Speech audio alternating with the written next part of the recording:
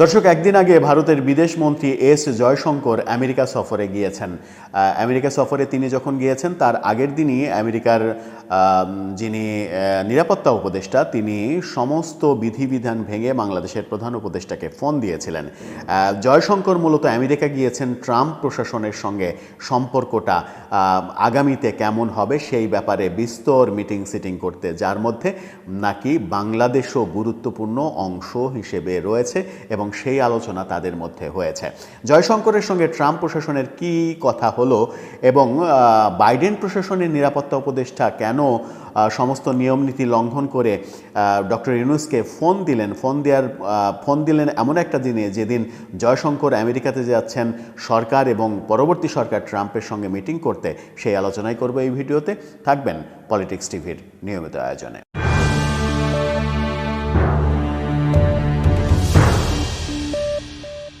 দর্শক, বলছিলাম ভারতের বিদেশমন্ত্রী এস জয়শঙ্করের কথা।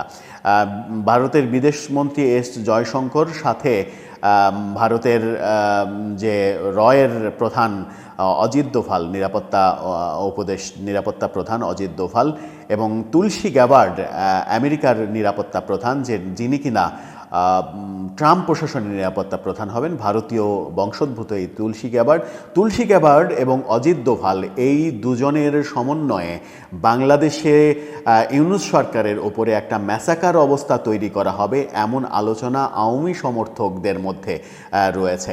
ট্রাম্প আগামী 20 তারিখে ক্ষমতা গ্রহণ করছেন, হোয়াইট হাউসে প্রবেশ করবেন। হোয়াইট হাউসে প্রবেশ করার আর মাত্র কয়েকদিন বাকি রয়েছে। ঠিক সেই সময় ভারতের বিদেশমন্ত্রী এস জয়শঙ্কর আমেরিকা সফরে গেলেন এবং আমেরিকায় তিনি 6 দিনের সফর করতেছেন এখন। সেই 6 দিনের মধ্যে বাইডেন প্রশাসনের সঙ্গে তার মিটিং হয়েছে এবং ট্রাম্প প্রশাসনের সঙ্গেও মিটিং হয়েছে। মিটিং এখনও বাকি রয়েছে। সেই মিটিংয়ে বাংলাদেশ সম্পর্কে কি অবস্থান নেবে আমেরিকার ট্রাম্প প্রশাসন এবং ভারত, সেই আলোচনা নাকি হয়েছে। কি আলোচনা হলো সেটা পরিষ্কার গণমাধ্যমে এখনও আসেনি, তবে শেখ হাসিনা এবং আওয়ামী লীগ, ইউনূস সরকার, এই ব্যাপারে তাদের মধ্যে নাকি আলোচনা হয়েছে। এদিকে আলোচনা যে হয়েছে সেটা স্পষ্ট বোঝা যায় এবং বাইডেন প্রশাসনের সঙ্গেও যে আলোচনা হয়েছে সেটা স্পষ্ট বোঝা যায় যখন এস জয়শঙ্কর যেদিন আমেরিকা সফরে গেলেন তার আগের দিন আমেরিকার বাইডেন প্রশাসনের নিরাপত্তা উপদেষ্টা সুলিভান, তিনি ডক্টর ইউনূসকে ফোন দিলেন, সমস্ত প্রোটোকল ভেঙেই ফোন দিলেন এবং ফোন দিয়ে বাংলাদেশের মানবাধিকার, সংখ্যালঘু নির্যাতন, এই সব ব্যাপারে উদ্বেগ প্রকাশ করলেন। এই উদ্বেগ যে তুলসী গ্যাবার্ড এবং ভারতের রয়ের প্রধান অজিত দোভাল, এই দুজনকে প্রভাবিত করবে সেটাতে কোনো সন্দেহ নেই। এস জয়শঙ্কর যখন আমেরিকায় মিটিং করছেন, এই ফোনের ব্যাপারটাও তখন নিশ্চিত করেই জায়গা পেয়েছে। আমেরিকা তাদের ব্রিফিংয়ে ব্যাপারগুলো জানিয়েছে।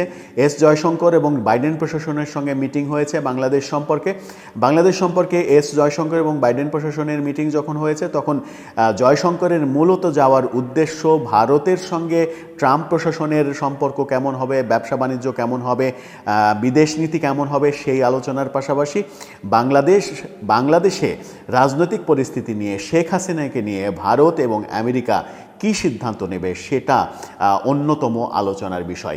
আমেরিকা এবং ভারত শেখ হাসিনা বিষয়ে কী সিদ্ধান্ত নিতে যাচ্ছে সেটা অনেকটা স্পষ্ট হয়েছে যখন ভারতের কাছে শেখ হাসিনাকে ফেরত চাওয়া হয়েছে, কিন্তু ভারত কোনো রেসপন্স করেনি, নো কমেন্টস বলেছে। ভারত যখন নো কমেন্টস বলেছে তখন ধরে নেওয়া যায় যে শেখ হাসিনাকে বাংলাদেশে ফেরত দিচ্ছে না ভারত। ওদিকে শেখ হাসিনা কিংবা ভারতও বসে আছেন ট্রাম্প প্রশাসন দায়িত্ব নেওয়ার সময় পর্যন্ত। ট্রাম্প প্রশাসন দায়িত্ব নিলে ট্রাম্প এবং নরেন্দ্র মোদি মিলে ইউনূস সরকারের উপরে চাপ প্রয়োগ করবেন, যে চাপ বাইডেন সরকার থাকাকালীনই শুরু হয়েছে। এই শুরু হওয়াটা একটা লক্ষণ, যে লক্ষণটা অনেকে বলছেন যে বাইডেন প্রশাসনের নিরাপত্তা উপদেষ্টা জ্যাক সুলিভান, তিনি যে ডক্টর ইউনূসকে ফোন দিয়েছেন, সেই ফোন শুধুমাত্র আমেরিকার তরফ থেকে আসেনি, সেই ফোনটা অনেক ব্যাপারে প্রভাবিত হয়েছে আমেরিকা। ইউরোপীয় দেশগুলো প্রভাবিত করেছে, বিশেষ করে যুক্তরাজ্য ক্ষেত্রে একটা বড় প্রভাবক হিসেবে কাজ করেছে, কারণ যুক্তরাজ্যের বিভিন্ন বিবৃতি বাংলাদেশে ইউনূস সরকারের বিপক্ষে গিয়েছে। সব মিলিয়ে একটা বড় ধরনের থ্রেটের মধ্যে, বড় ধরনের চাপের মধ্যে ইউনূস সরকার পড়ে গেছেন। এই চাপটা অনেকে বলছেন যে বহুগুণ বেড়ে যাবে ট্রাম্প প্রশাসন ক্ষমতা নেয়ার সঙ্গে সঙ্গে।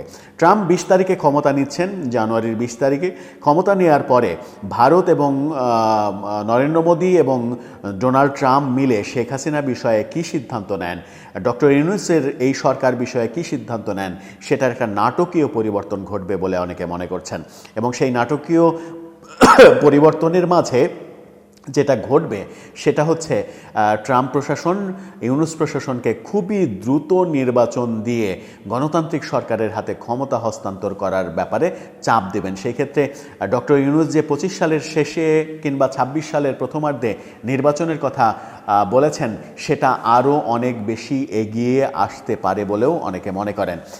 এগিয়ে এসে এবং ছাত্রদের নিয়ে যে দল গঠনের চিন্তা হচ্ছে, চেষ্টা হচ্ছে, সেই দল গঠনের চেষ্টাটাও মাঠে মারা যেতে পারে, এমন আলোচনাও রয়েছে।